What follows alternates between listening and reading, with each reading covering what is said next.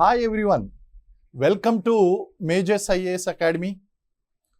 మీ అందరికీ తెలుసు, ఇటు ఆంధ్రాలోనూ తెలంగాణలోనూ మనం ఎంతో కాలంగా, ముఖ్యంగా ఆంధ్రప్రదేశ్లో ఎంతో కాలంగా సుదీర్ఘంగా వేచి చూస్తున్నటువంటి సిడిపిఓ ఈఓ వేకెన్సీస్ నోటిఫికేషను ఏ క్షణంలో అయినా సరే వచ్చేటువంటి అవకాశం ఉంది. మేబీ వచ్చేటువంటి 6 నెలల్లో ఖచ్చితంగా నోటిఫికేషన్ గురించి వివరాలు అయితే మనకి తెలియబోతున్నాయి. అయితే ఎవరైతే ముందస్తుగా ప్రిపరేషన్ చేస్తారో వాళ్ళకే విజయ చిహ్నాలు అనేటువంటివి ఎక్కువగా ఉంటాయి. ఈసారి 243 వేకెన్సీస్. ఈసారి కనుక మనం జాబ్ కొట్టుకోకపోతే కనుక మళ్ళీ ఇలాంటి అవకాశం ఎప్పుడు వస్తుందో మనకు తెలియదు. అలాగే ఇది దాదాపు 2023 నుంచి కూడా ఈ నోటిఫికేషన్ అనేటువంటిది పెండింగ్ ఉంది. కాబట్టి ఎప్పుడైనా సరే దీని గురించి మనకు అప్డేట్ అనేటువంటిది తెలిసే అవకాశం ఉంది. అలాగే ఇటు తెలంగాణలో కూడా కొత్తగా సిడిపిఓ వేకెన్సీస్ అనేటువంటివి క్రియేట్ అవుతున్నాయి. నోటిఫికేషన్ వచ్చే ఛాన్స్ ఉంది. జాబ్ క్యాలెండర్లో దానికి సంబంధించినటువంటి వివరాలు తెలుస్తాయి అనేటువంటి విషయం కూడా మనకి సమాచారం ఉందండి. కాబట్టి దాన్ని బేస్ చేసుకుని మనం ఒక కొత్త మిషన్, అంటే ఏంటి, మనం పాత క్వశ్చన్స్, ప్రీవియస్ క్వశ్చన్స్ ఏదైతే ఉన్నాయో వాటిని బేస్ చేసుకుని ఎగ్జామ్కి ప్రిపేర్ అయినట్లయితే ఖచ్చితంగా మనం రాబోయేటువంటి ఎగ్జామ్లో ఒక మార్గదర్శకంగా ఇవి నిలుస్తాయండి. కాబట్టి ప్రీవియస్ క్వశ్చన్స్ ఎనాలిసిస్ అనేటువంటివి స్టార్ట్ చేశాను. నేను రెగ్యులర్గా దీనికి సంబంధించినటువంటి వీడియోస్ డైలీ అప్లోడ్ చేస్తాను. నా యొక్క మేజర్ శ్రీనివాస్ సోషియాలజీ క్లాసెస్ అని ఏదైతే యూట్యూబ్ ఛానల్ ఉందో ఆ యూట్యూబ్ ఛానల్లో నేను ప్రతిరోజు కూడా వీటికి సంబంధించినటువంటి ప్రశ్నలు నేను అప్లోడ్ చేస్తానండి. ఈ ప్రోగ్రామ్కి పిల్లలకి అందుబాటులో తీసుకురావాలనేటువంటి ఉద్దేశంతో mission CDPO EO previous questions analysis అనేటువంటి ప్రోగ్రామ్ని స్టార్ట్ చేస్తున్నాను. ఈ ప్రోగ్రాంలో భాగంగా మీరు రెగ్యులర్గా ఈ యొక్క సిడిపిఓ ప్రీవియస్ ప్రశ్న పత్రాల్లో ఉన్నటువంటి ప్రశ్నలను విశ్లేషించడం ద్వారా భవిష్యత్తులో మనకి ఎలాంటి క్వశ్చన్స్ వస్తాయనేటువంటిది ఖచ్చితంగా ఒక అంచనా అనేటువంటిది వేయొచ్చండి. మీకు ఆ ప్రిపరేషన్లో భాగంగా ఇవి చాలా ఉపయోగపడుతూ ఉంటాయి. కాబట్టి మనం ఈ క్వశ్చన్స్ అనేటువంటివి మిషన్ సిడిపిఓ ఈఓలో భాగంగా మనం రోజు అనలైజ్ చేసుకుందాం. ఎవరైతే ఈ ఛానల్ని మొట్టమొదటిసారి చూస్తున్నారో, ఇప్పటి వరకు దీన్ని సబ్స్క్రైబ్ చేసుకోలేదో, ప్రతిరోజు నేను చేయబోయేటువంటి ఈ ప్రీవియస్ క్వశ్చన్స్ ఎనాలిసిస్ని కనుక మీకు నోటిఫికేషన్ రూపంలో రావాలి అంటే ఖచ్చితంగా మీరు నా యొక్క ఛానల్ని సబ్స్క్రైబ్ చేసుకోండి. దాంతోపాటు బెల్ బటన్ కూడా ప్రెస్ చేయండి. దాని ద్వారా ఏంటంటే నేను ఎప్పుడు వీడియో అప్లోడ్ చేసినా సరే మీకు ఒక నోటిఫికేషన్ అనేటువంటిది వస్తుంది. ఆ నోటిఫికేషన్ రావడం ద్వారా ఈ క్వశ్చన్స్ అనేటువంటివి ఎలా ఉంటున్నాయి అనేటువంటిది మీరు చూడొచ్చండి.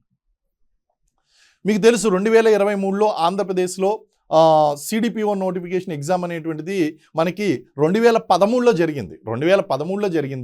2013 తర్వాత మళ్ళీ నోటిఫికేషన్ అనేటువంటిది లేదు. దాదాపు 12 సంవత్సరాల తర్వాత, పుష్కర కాలం తర్వాత మనకి నోటిఫికేషన్ వచ్చేటువంటి సూచనలు కనిపిస్తున్నాయి. అయితే సిడిపిఓకి సంబంధించి మనం ప్రీవియస్ ప్రశ్న పత్రాలు కనుక విశ్లేషించినట్లయితే తెలంగాణలో టీజీపీఎస్సీలో మనకి 3rd and 4th January ఈ సంవత్సరం 2025లో 3rd and 4th Januaryలో మనకి ఎగ్జామ్ అనేటువంటిది జరిగిందండి. ఆ ప్రశ్నాపత్రంలో ఇచ్చినటువంటి సోషియాలజీ మరియు సోషల్ వర్క్కి సంబంధించినటువంటి ప్రశ్నలు అనేటువంటివి ఎలా వచ్చాయి అన్నది మనం అధ్యయనం చేద్దాం. ఇప్పుడు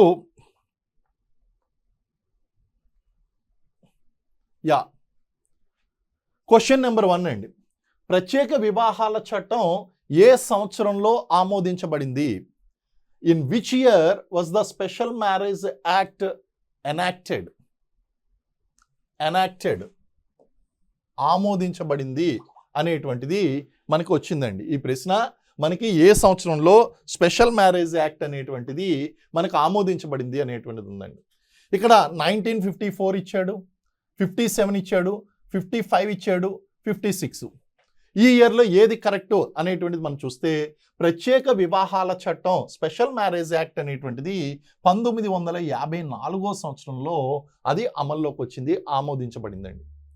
1954 ఇది చాలా important. So 1954 is the answer. అయితే 1957 కాదు, మహిళలకు సంబంధించి 1957లో ఎటువంటి ప్రత్యేక చట్టం, చెప్పుకోదగినటువంటి చట్టం ఏమీ లేదు. కానీ 1955 కనుక మనం తీసుకున్నట్లయితే హిందూ మ్యారేజ్ యాక్ట్ ఉందండి. హిందూ మ్యారేజ్ యాక్ట్ హిందూ వివాహాల చట్టం, వివాహాలకు సంబంధించి హిందూ వివాహాలకు సంబంధించి 1955లో మనకి హిందూ వివాహ చట్టం అనేటువంటిది వచ్చింది.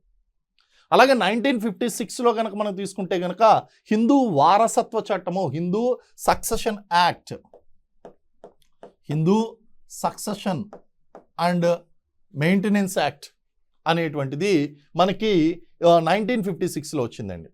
అలాగే 1956లో వచ్చినటువంటి మరొక చట్టం ఏంటి అంటే మహిళల్లో అక్రమ రవాణాను అరికట్టేటువంటి చట్టము, separation of immoral trafficking act, separation of immoral trafficking act.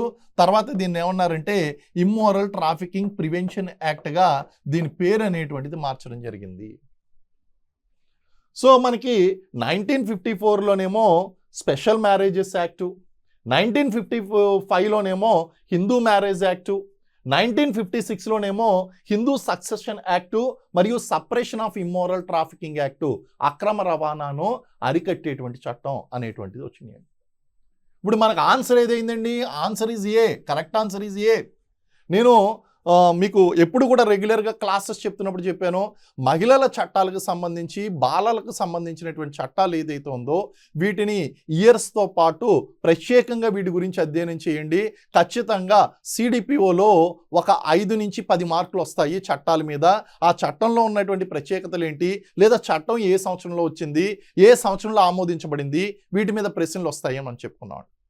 మరి 1954 సంవత్సరంలో తీసుకొచ్చినటువంటి ఈ ప్రత్యేక వివాహాల చట్టం యొక్క ప్రత్యేకత ఏమిటి అనేటువంటిది మనం చూసినట్లయితే ఇక్కడ మనకి కులాంతర వివాహాలు, కులాంతర ఇంటర్కాస్ట్ కులాంతర వివాహాలు, అలాగే మతాంతర వివాహాలు ఇంటర్ రిలీజియన్ మతాంతర వివాహాలు, కులాంతర వివాహాలు, మతాంతర వివాహాలు ఏదైతే ఉన్నాయో వాటికి భద్రతను కల్పిస్తూ జిల్లాకు ఒక వివాహాల రిజిస్ట్రార్ను ఏర్పాటు చేయడం అనేటువంటిది జరిగింది. సో ఈ విధంగా స్పెషల్ మ్యారేజ్ యాక్ట్ అనేటువంటిది చాలా ముఖ్యమైనటువంటిది. ఇది లాస్ట్ ఇయర్ ఇచ్చినటువంటి, అంటే ఈ ఇయర్ జాన్యువరిలో జరిగినటువంటి సిడిపిఓ పేపర్లో వచ్చినటువంటి ప్రశ్న అండి. నెక్స్ట్ క్వశ్చన్ చూద్దాం.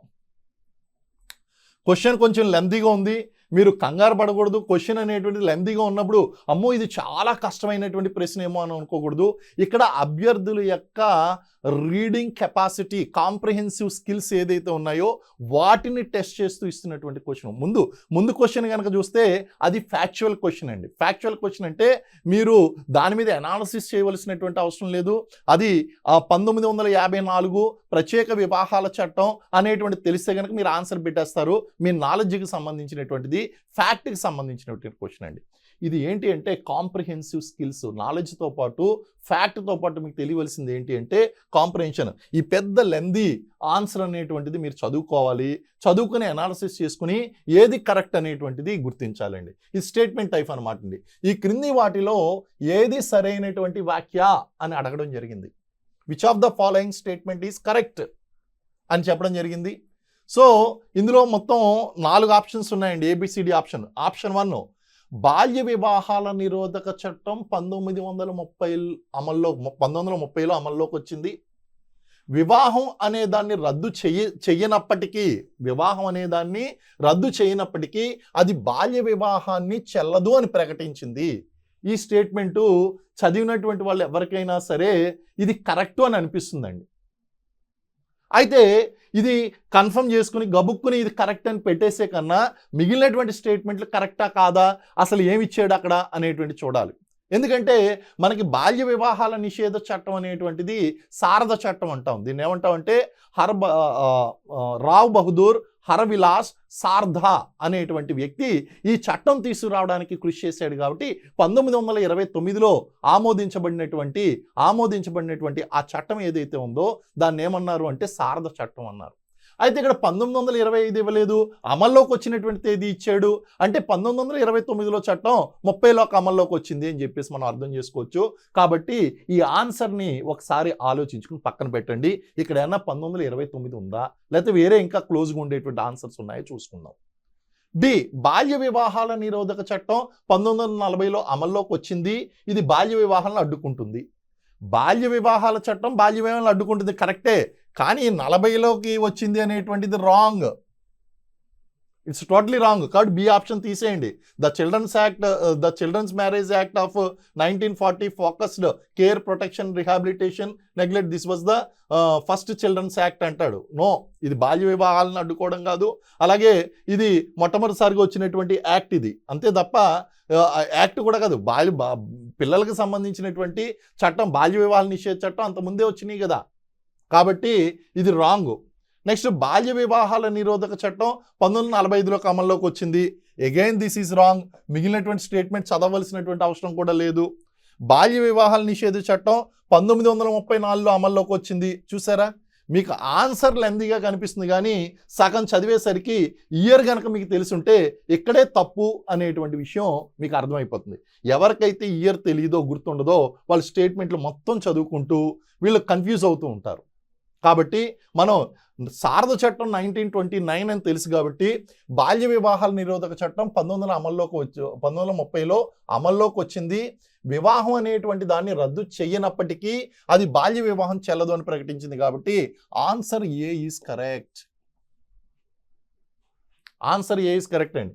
ఇటు 1940 కానీ 1945 కానీ లేకపోతే 1935 కానీ ఇవన్నీ తప్పు. కాబట్టి బ్రిటిషర్స్ కాలంలో మనకి రావ్ బహదూర్ హరవిలాస్ సార్దా, రావ్ బహదూర్ అనేటువంటిది ఆయన బిరుదండి, బ్రిటిష్ గవర్నమెంట్ ఇచ్చింది. రావ్ బహదూర్ హరవిలాస్ సార్దా అనేటువంటి వ్యక్తి ఈ చట్టం అమలుకు కృషి చేశాడు. కాబట్టి అక్కడ బాల్య వివాహాల నిషేధ చట్టం అనేటువంటి 1929లో వచ్చినప్పటికీ అది 30 నుంచి అమల్లోకి వచ్చింది. 30లో అమలు అన్నారు కదా, ఇక్కడ అమలు అన్నారు కదా, 1930 కరెక్టే. అయితే వివాహం అనేటువంటి దాన్ని రద్దు చేయలేదు. అది దేన్ని రద్దు చేసింది? బాల్య వివాహాన్ని రద్దు చేసింది. కాబట్టి బాల్య వివాహం చెల్లదు అని ప్రకటించింది. ఇది కరెక్ట్ ఆన్సర్. సో ఇలాగా జాగ్రత్తగా కాంప్రహెన్సివ్ చేసుకుంటూ ఇచ్చినటువంటి లెందీ ఆన్సర్ని చూసి కంగారు పడకుండా మీరు ఆన్సర్స్ గుర్తించినట్లయితే ఖచ్చితంగా 2 మార్కులు వస్తాయండి. ఈ బిట్కి 2 మార్కులు. తెలుసు కదా మీకు, సిడిపిఓ ఎగ్జామ్లో ఒక ప్రశ్నకి 2 మార్కులు వస్తాయి సిడిపిఓ ఎగ్జామ్లో. అందుకే ఇవన్నీ కూడా మనం క్లాసులో చెప్పుకుంటూ ఉంటాం. చట్టాల మీద ప్రశ్నలు వస్తాయి, బాగా చదవండి. నేను నెంబర్ ఆఫ్ టైమ్స్ చెప్తూ ఉంటాను. క్లాసులో కూడా ఆన్లైన్ క్లాసెస్లో మీకు దీని మీద ఫోకస్ చాలా పెట్టానండి. నెక్స్ట్ 3rd క్వశ్చన్ అండి. ఈ క్రింది వాటిలో ఏది ఐసిడిఎస్ కార్యక్రమంలో అంతర్భాగం కాదు? ఐసిడిఎస్ అంటే మీ అందరికీ తెలిసిందే, integrated child development services. Integrated child development services, ICDS program. So, which of the following is not part of the integrated child development services in ICDS program అని అడగడం జరిగిందండి. Number 1 health checkups, pre school education, nutritional food, employment. అసలు మనకి ఈ integrated child development సర్వీసెస్లో భాగంగా 6 సేవలు అందిస్తారు. 6 సర్వీసెస్ ఆర్ ప్రొవైడెడ్. 6 సేవలండి. ఐసిడిఎస్ అనగానే ఈ 6 సేవలు కంఠస్థం చేయాలి. మీకు గుర్తుందో లేదో, నేను ప్రీవియస్ ఇయర్ మీకు ఆన్లైన్ కోచింగ్ ఇచ్చినప్పుడు ఈ విషయం చాలా క్లారిటీగా చెప్పాను. 6 సేవలు కంఠస్థం చేయండి, ఒక ప్రశ్న గ్యారంటీగా వస్తుంది అని చెప్పాను. చూడండి, ఈ ప్రశ్న వచ్చింది. సో ఐసిడిఎస్ ఇచ్చేటువంటి 6 సేవలు ఏంటి? ఇవిగో integrated child development services scheme వాళ్ళు ఇచ్చినటువంటి, మనకి గవర్నమెంట్ ఇచ్చినటువంటి అఫీషియల్ అండి. అఫీషియల్ కనుక మనం చూసుకున్నట్లయితే అందులో ఉండేటువంటి సేవలు ఏంటి అంటే, నెంబర్ 1 0 నుంచి 6 సంవత్సరాల వయసు ఉన్నటువంటి పిల్లలకు మరియు గర్భవతులకు, అలాగే పాలిచ్చేటువంటి తల్లులకు.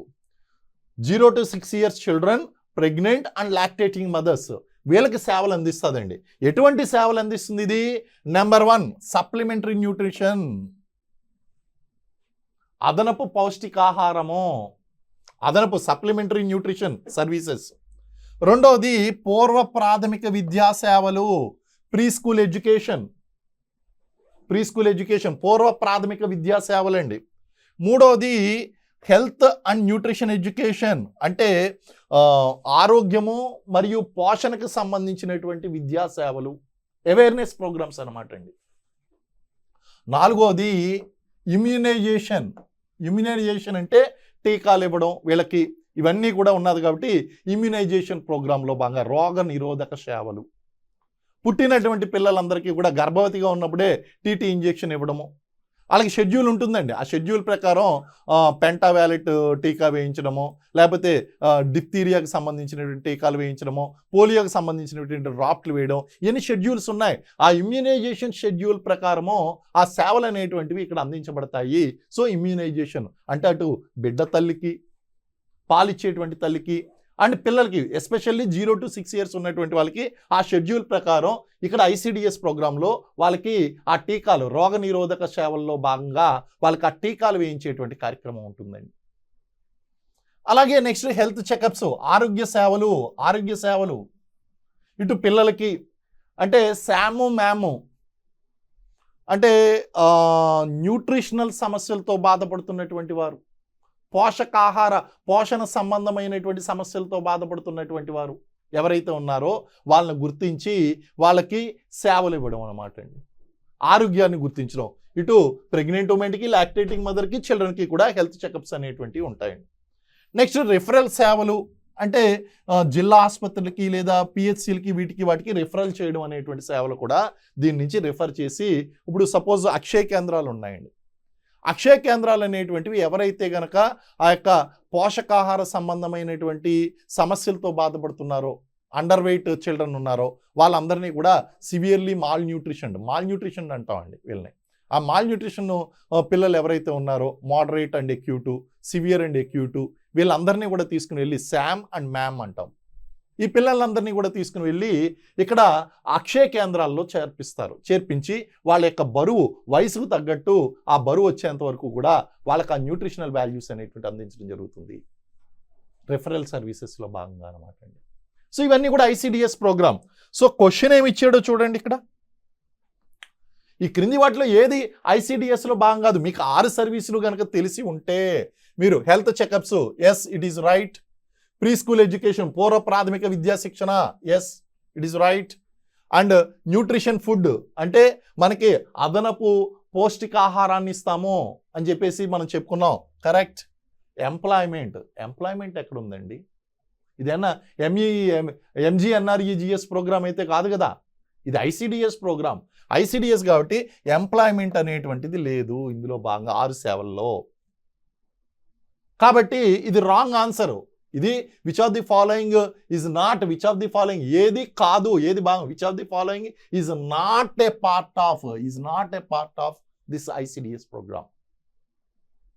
సో ఈ 6 సేవలు అనేటువంటిది గుర్తుపెట్టుకోవాలి. ఈ 6 సేవలు కూడా చాలా ముఖ్యమండి.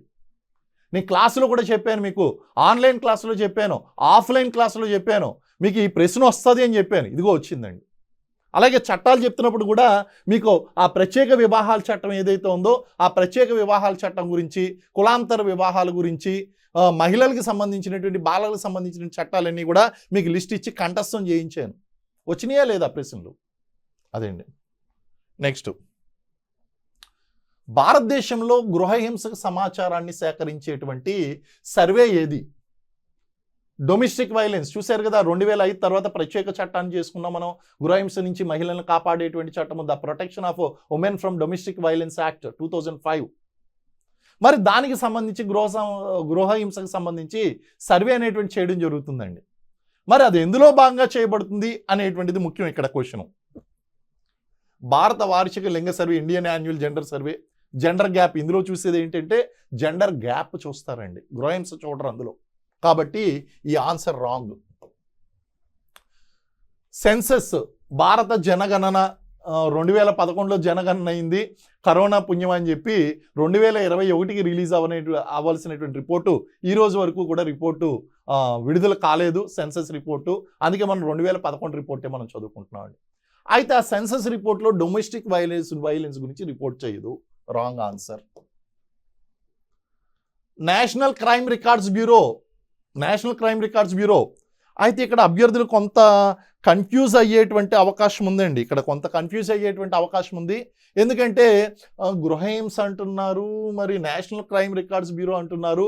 ఇక్కడ మరి ఎంత గృహహింస జరుగుతుంది అనేటువంటి దాని మీద సర్వే ఇందులో జరుగుతుందా అంటే ఇక్కడ సర్వే జరగదు. Please understand. ఇక్కడ రిపోర్ట్, ఇది ఒక రిపోర్ట్ అండి. ఇది ఒక రిపోర్టు అంటే ఆల్రెడీ ఎన్ని కేసులు రిజిస్టర్ అయినాయి ఓవరాల్గా మహిళల మీద జరిగేటువంటి కేసులు, అన్ని రకాల హీనియస్ క్రైమ్స్ కానీ, లేకపోతే డౌరీకి సంబంధించినటువంటి ఇష్యూస్ కానీ, డొమెస్టిక్ వైలెన్స్కి సంబంధించినటువంటి ఇష్యూలు కానీ, మొత్తం ఎన్ని రకాల క్రైమ్స్ అయినాయి అనేటువంటి దాని మీద ఓవరాల్ క్రైమ్ సినారియో అనేటువంటిది వస్తుంది. అందులో డొమెస్టిక్ వైలెన్స్ కేసుల గురించి ఉంటుందేమో తప్ప దీని యొక్క సమాచారం మనకి సేకరించే సర్వే అయితే కాదు. ఇది ఆల్రెడీ ఎఫ్ఐఆర్లు ప్రీవియస్ ఇయర్, ఇప్పుడు సపోజు మనకి క్యాలెండర్ ఇయర్ కనుక మనం తీసుకున్నట్లయితే మనకి 25 ఉందండి, 25. సో 24 అండ్ 25కి సంబంధించినటువంటి, ఆ 24కి సంబంధించినటువంటిది 25లో రిపోర్ట్ వస్తుంది. 25లో జనవరి నుంచి డిసెంబర్ వరకు జరిగినటువంటి కేసుల యొక్క వివరాలన్నీ కూడా పరిశీలించి అందులో డొమెస్టిక్ వైలెన్స్ కేసులు ఎన్ని ఉన్నాయని చెప్పేటువంటిది ఎన్సీఆర్బి అంటే 26లో చెప్తారు. అది సాధారణంగా సెప్టెంబర్ అక్టోబర్ నెలల్లో జనరల్గా రూల్ ఏం లేదు, ఆ మంత్స్లో ఇది రిలీజ్ అవుతూ ఉంటుంది ప్రీవియస్ ఇయర్కి సంబంధించినటువంటి డేటా. కానీ క్వశ్చన్ ఏంటి, మనకి సర్వే ఏది క్లియర్గా అడిగారు. So NCRB is not A survey, it is an analysis of the existing crime analysis. అది ఒక రిపోర్ట్ ఇస్తుందండి. అది మరి జాతీయ కుటుంబ ఆరోగ్య survey, national family health survey ఇంక ఏది కాదు కాబట్టి ఇది ఆన్సరు. ఓకే, ఇంకా 3 రాంగ్ అయినాయి కాబట్టి ఇది ఆన్సరు.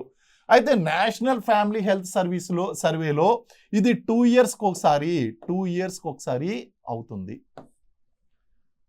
మనకి 2023-24 సంవత్సరానికి సంబంధించి మనకి 6th రిపోర్ట్ అందుబాటులో ఉందండి. 6th రిపోర్ట్ 2 ఇయర్స్కి ఒకసారి ఇది జరుగుతూ ఉంటుంది. 6th NFHS national family health survey.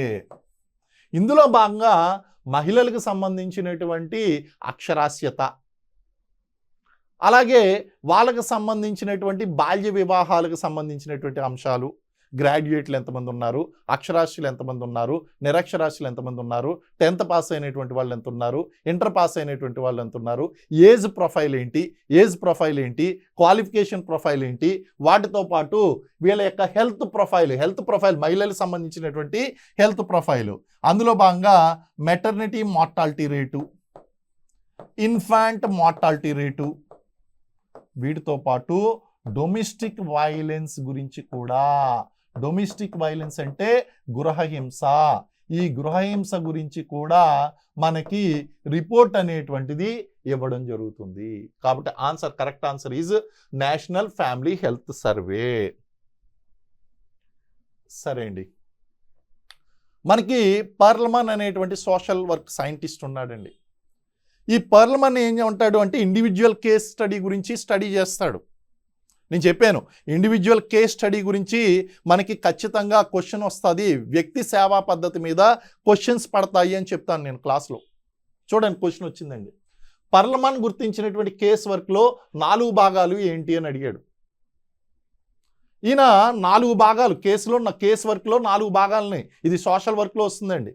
మనకి సోషల్ వర్క్లో ఉన్నటువంటి మెథడ్స్ కనుక, సోషల్ వర్క్ మెథడ్స్ కనుక మనం చూసినట్లయితే మనకి 3 ప్రైమరీ అండ్ 3 ఆక్సిలరీ ఉన్నాయండి. 3 ప్రైమరీ 3 ఆక్సిలరీ మెథడ్స్ ఉన్నాయి. ఈ ప్రైమరీ మెథడ్ దగ్గరికి వచ్చేసరికి ఇండివిజువల్ కేస్ వర్క్, రెండోది గ్రూప్ మెథడు, మూడోది కమ్యూనిటీ ఆర్గనైజేషను. ఈ 3 మెథడ్స్ చాలా ముఖ్యమైనటువంటివి. ఆక్సిలరీ మెథడ్స్ రీసెర్చు, లేకపోతే సోషల్ యాక్షను, ఇవన్నీ కూడా ఫర్దర్గా సోషల్ వెల్ఫేర్ అడ్మినిస్ట్రేషను, ఇవన్నీ కూడా ఆక్సిలరీ మెథడ్స్. కానీ మనకి ఇక్కడ ఏది ముఖ్యమైంది, individual case work, next group method, 4వది కమ్యూనిటీ ఆర్గనైజేషన్ మెథడ్. ఇవి 3 కూడా ప్రైమరీ మెథడ్స్ అండి. అందులో ఇండివిజువల్ కేస్ వర్క్ మీద ఈ పార్ట్స్, అందులో ఉండేటువంటి భాగాల గురించి చెప్పినటువంటి వ్యక్తి ఎవరంటే పర్ల్మన్, వన్ ఆఫ్ ది సైంటిస్ట్ అండి. మనకి ఫెర్డినాండ్ వీళ్ళందరూ కూడా చెప్పడం అనేటువంటి జరిగింది. వాళ్ళతో పాటు ఫెర్డిమాన్తో పాటు మనకు పర్ల్మన్ చెప్పినటువంటిది మనం చూసుకున్నట్లయితే పర్ల్మన్ 4 భాగాలను గుర్తించాడు. అవి ఏంటి అంటే agency setting, problem, client, case worker. Wrong అండి, ఇది కాదు. ఎందుకంటే అది ఒక ఆర్డర్లో వెళ్ళింది. పార్లమెంట్ చెప్పిందంతా కూడా కేస్ వర్క్లో మనకి ఒక ఆర్డర్లో వెళ్ళింది. ఏజెన్సీ సెట్టింగ్ కాదు, ప్రాబ్లం కాదు, క్లయింట్ కాదు, కేస్ వర్కర్ కాదు, ఇది కాదు. Next personalisation 4Ps and 1A కాదండి. ఏంటి personalisation, privacy, problem solving attitude, empathy అంటాడు. నో, అది కాదండి. ఎందుకంటే ఇది వ్యక్తిగతీకరణ, గోప్యత, విభేదాలకు సంబంధించింది కాదండి. ఈయన యొక్క సెట్టింగ్ కేస్ వర్క్లో మనకు కనిపించేది ఏంటంటే 4 Ps. మీ క్లాసులో గుర్తొచ్చిందో లేదో నేను చెప్పాను. ఈ 4 Ps గుర్తుపెట్టుకోండి అని చెప్పాను. ఆ 4 Ps మీకు ఎగ్జామ్లో వచ్చేసింది, చూసుకోండి. ఆన్లైన్లో ఎవరైతే నా క్లాసులో విన్నారో వాళ్ళు మెసేజ్లు పెట్టచ్చు ఈ వీడియో కింద. నీ క్లాసులో చెప్పాను 4 Ps గుర్తుపెట్టుకోండి. పీలు క్యాపిటల్ లెటర్ పీతో స్టార్ట్ అవుతుంది కాబట్టి 4 Ps అన్నాను నేను. ఆ 4 Ps ఏంటి అంటే person, problem, place, process. 4 Ps అండి. వ్యక్తి, సమస్య, ప్రదేశము, ప్రక్రియ. అంటే ఇక్కడ పర్సన్ అంటే ఎవరు అంటే సేవార్థి, క్లయింట్. పర్సన్ అంటే ఎవరండి? సేవార్థి. ఇక్కడ మనకి 3 ముఖ్యమైనటువంటి అంశాలు ఉంటాయి ఈ సోషల్ వర్క్లో. ఒకటి పర్సన్, క్లయింట్. క్లయింట్ అంటే సమస్యతో బాధపడుతున్నటువంటి వ్యక్తి, సేవ ఎవరైతే కోరుకుంటున్నాడో ఆయన సేవార్థి, క్లయింట్. రెండోది ఏజెంట్. ఏజెంట్ అంటే సోషల్ వర్కర్, సేవని ఇచ్చేటువంటి వ్యక్తి. మూడోది ఏజెన్సీ, సంస్థ. అంటే ఒక గవర్నమెంట్ ఆర్గనైజేషన్ కానీ ప్రైవేట్ ఆర్గనైజేషన్ నుంచి కానీ ఆ వ్యక్తి అనేటువంటి వాళ్ళు వస్తారు. సో ఆ సంస్థ నుంచి వస్తారు, అదేంటి? Agency. So client, agent, agency, ఈ 3 ముఖ్యం సోషల్ వర్క్లో. అయితే ఇండివిజువల్ కేస్ స్టడీలో కనుక మనం చూస్తే 4 Ps ముఖ్యం అండి. నెంబర్ 1 ఎవరు అంటే సేవార్థి, ఎవరు? వ్యక్తి, పర్సన్. రెండోది సమస్య ఏంటి? What is the problem. మూడోది ప్లేస్, ఏంటి? సంస్థ దగ్గర కలవాలా లేకపోతే గృహ సందర్శన ద్వారా హోమ్ ఇంటర్వ్యూ చేయాలా ఏంటి అనేటువంటిది. సో ప్లేస్ ఇంపార్టెంట్, ఆ చికిత్స నడిపించేటువంటి ప్రాంతం ఇంపార్టెంట్. నాలుగోది ప్రక్రియ, ప్రాసెస్ అనేటువంటి చాలా ఇంపార్టెంట్. ఎందుకంటే client has to participate in the process of that case work. ఈ ట్రీట్మెంట్ ఏదైతే ఉందో ఆ ట్రీట్మెంట్ ప్రక్రియలో క్లయింట్ పాల్గొనాలి. ఆ పాల్గొనిలో చేస్తేనే ఆ సమస్య నుంచి బయటపడగలుగుతాడు. కాబట్టి ఈ 4 Ps కనుక చూస్తే person, problem, place and process. ఇది ఈయన చెప్పినటువంటి పార్లమెంట్ చెప్పినటువంటి ఆ 4 ఐడెంటిఫికేషన్ పార్ట్స్ ఏంటి అంటే పర్సను, ప్రాబ్లము, ప్లేసు, ప్రాసెస్ అండి. క్లయింట్, ఏజెన్సీ, అసెస్మెంట్, టెర్మినేషన్ కాదు. ఎందుకంటే పర్సన్కి మ్యాచ్ అవుతుంది, ఏజెన్సీ మళ్ళీ లేదు, అసెస్మెంటు, టెర్మినేషను ప్రాసెస్లో భాగమేమో, కానీ that is not the parts he said. ఇందులో 4 పార్ట్స్ ఉంటాయన్నాడు. ఒక పార్ట్ ఏమో పర్సను, ఒక పార్ట్ ఏమో సమస్య, ఇంకో పార్ట్ ఏమో అసలు ఎక్కడ ట్రీట్మెంట్ అనేటువంటిది ఇవ్వాలి, నాలుగోది ఏంటి అంటే ప్రక్రియ ఏంటి. ఈ 4 పార్ట్లు ఉంటాయి అని చెప్పేసి మనకి పర్ల్మన్ అనేటువంటి సైంటిస్ట్ చెప్పాడు అనమాట అండి. సో ఇవన్నీ కూడా ఇప్పుడు 5 ప్రశ్నలు మనం మాట్లాడుకున్నాం. ఈ 5 ప్రశ్నలు కూడా లాస్ట్ టైం ఎవరైతే నా దగ్గర కోచింగ్ తీసుకున్నారో వాళ్ళని అడగండి. నేను క్లాస్లో చెప్పాను ఈ ప్రశ్నలు వస్తాయని, వచ్చినాయి. చూసుకోండి, నేను ఇచ్చినటువంటి మోడల్ ప్రశ్నలు ఏదైతే ఉన్నాయో ఆ మోడల్ ప్రశ్నలో కూడా ఈ ప్రశ్నలు ఉన్నాయి, అవి వచ్చినాయండి. కాబట్టి మీరు ఏం చేస్తారంటే ఈ ప్రీవియస్ క్వశ్చన్స్ అన్నీ కూడా తీసుకోండి. అలాగే మన ఆన్లైన్ క్లాసెస్ అనేటువంటివి నడుస్తున్నాయి. మనం అడ్మిషన్స్, లాంగ్ టర్మ్ కోచింగ్కి అడ్మిషన్స్ స్టార్ట్ చేసాం. ఇటు ఏపీ, తెలంగాణకి కూడా మీరు ఖచ్చితంగా దీన్ని అడ్వాంటేజ్ తీసుకోండి. ఎవరైతే దీన్ని ఇప్పటి వరకు సబ్స్క్రైబ్ చేసుకోలేదో, మేజర్ శ్రీనివాస్ సోషియాలజీ క్లాసెస్ నా ఛానల్ని సబ్స్క్రైబ్ చేసుకోలేదో వాళ్ళు సబ్స్క్రైబ్ చేసుకోండి. సబ్స్క్రైబ్ చేసుకుని దీన్ని మీరు పూర్తి స్థాయిలో అడ్వాంటేజ్ తీసుకోండి, గైడెన్స్ తీసుకోండి. దీంతోపాటు ఆన్లైన్ క్లాసెస్ కూడా మీరు తీసుకుంటే కనుక ఖచ్చితంగా మీరు లాంగ్ టర్మ్ ప్రిపరేషన్లో మీరు ప్రిపరేషన్ కంప్లీట్ చేసి జాబ్ తెచ్చుకుంటారు. Thank you very much. జై హింద్. మళ్ళీ నెక్స్ట్ ఎపిసోడ్లో మరిన్ని ప్రశ్నలతో కలుసుకుందాం.